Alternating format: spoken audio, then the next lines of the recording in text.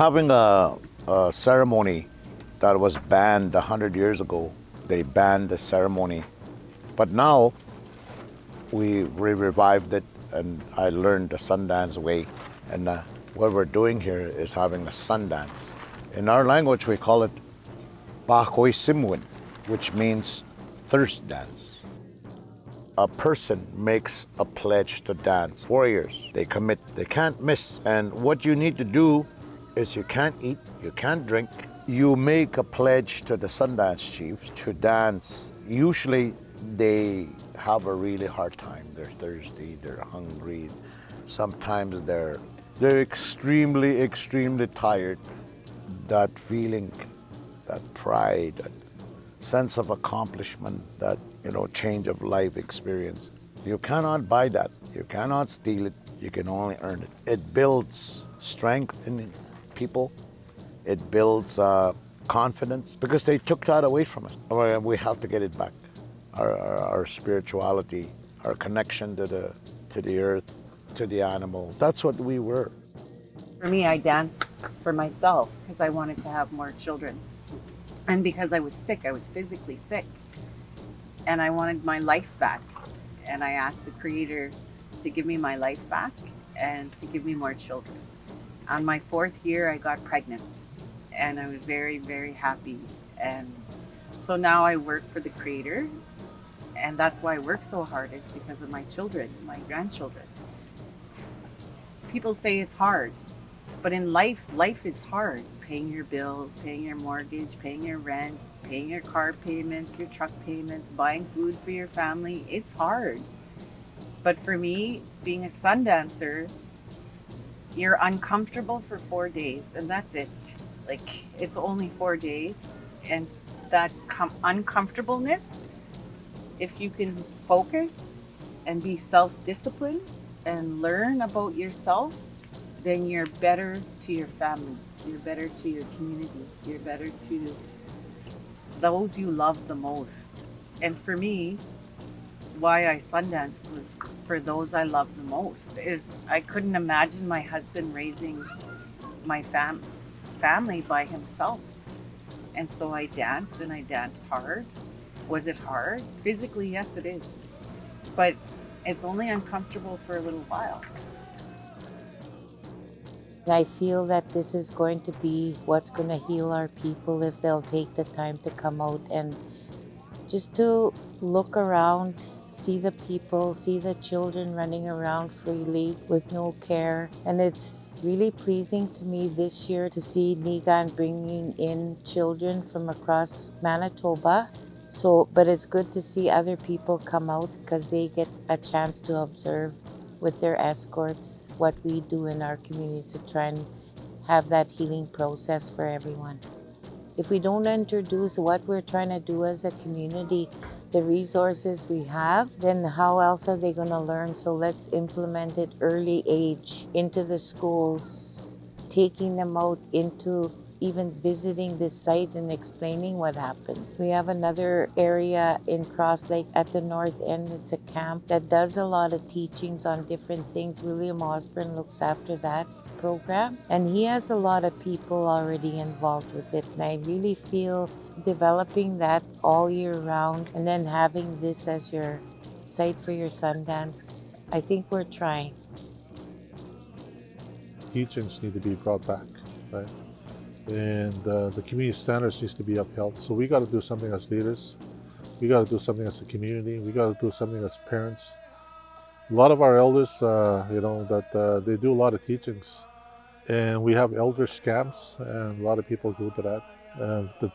The kids that are here right now, they're here to witness the ceremonies, and they participate in some way, either by watching, asking questions. But they also have there's an elder that's with them. He takes the kids out from Nikan Awasisak. He takes them fishing, hunting, trapping, all these things that they're doing to learn how to camp and find out what is about Inuit and the culture, right? To teach them and to be proud of who they are, where they come from. But also, you're teaching valuable life skills to these kids so they can grow up to be healthy individuals as well. And I think that's what Nikan is striving to do. There's a lot of community-based initiatives. They sponsor a lot of recreation. They hold a lot of events, like even fishing derbies and stuff like that, to get positive parent-child interactions, right? That's what you want to do. But not only that, but having the community participate and getting involved with these children. And I think that's the key thing to do. And that's what they're doing right now. And they're going to evolve further, because right now we're working on our own Wanaswen.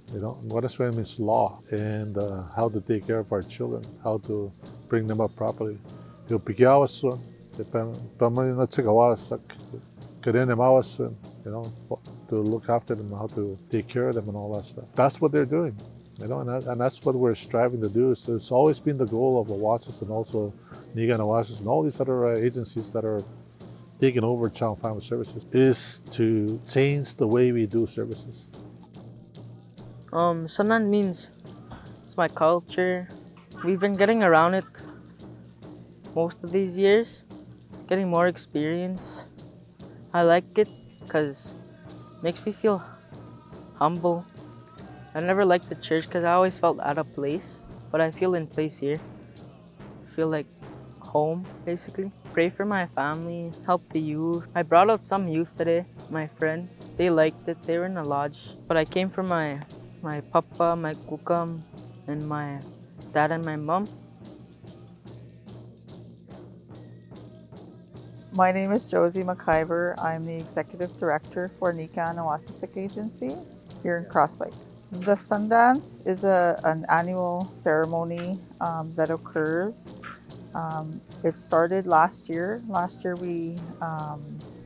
it was brought back into our community after a 100-year absence because it was outlawed back in the day. The opportunity arose to be able to bring the Sundance back to Cross Lake. So it started last year, and we support the Sagitu and Sundance through our Family Enhancement Program in an effort to connect people to their culture, or reconnect people to their culture. My name is Mandy Smith, and my role currently is a land-based counselor. So my role is to connect our families culturally, spiritually, to who they are and where they come from. Personally, myself, I've been on this journey now for over 7 years of learning who I was as a Cree woman. It's been an amazing journey for myself. I'm happy now to be able to provide opportunities to our children that we work with. And I really feel so blessed to be able to provide that opportunity to our kids. And I kept going to see the kids. I kept getting them to come. I was like, come and help, come and look, come and learn. They came, they looked, they left, but they were really amazed once the lodge was up. They have a view of the whole lodge being built. When we were about to go in, I went again and I invited them. I was like, come. And I seen them in there. It was emotional for me to see our kids coming back and being able to see these ceremonies that were once outlawed and banned. Our kids have come from such a hard place in their life, and this lodge provides healing. It provides a connection. It gives like love. Well, my name is George Maswagan from Pimicikamak, what would be commonly known as Cross Lake. Because there's many Sundances. The core principles of the Sundances are universal. The Sundance is the dancers. They give up water and food for a number of days, depending on why they're dancing. They may be dancing for somebody. They may be dancing for healing. They may be also just wanting to do it for prayer or for support for themselves or others, right? Each of them come to the Sundance for their own reasons. But if we had to summarize it and sum it up, it comes down to this. Our people, one time, pre-contact, understood that we had no ownership concept to the land as we know it. And we lived on the premise that Creator God provided all. And so therefore there was no need to own anything because it was available and it was in such abundance that you only take what you need and you move along, so to speak. Contact happens, residential school, a number of things happen, and then the struggle begins. So here we are. The people that come to Sundance are here to pray for the various reasons, as I said. To sum it up, you would almost speak of it this way. When you are at your lowest point in your life, health-wise, spiritually, or otherwise, that is when you are closest to the Creator, or that is when the Creator is closest to you. So through Sundance, what the Sundancers are doing is voluntarily suffering for a period of time so their prayers will be heard by the Creator. And that's the sacrifice. That's their offering. They're offering, those things that they're giving up so their prayers can be heard.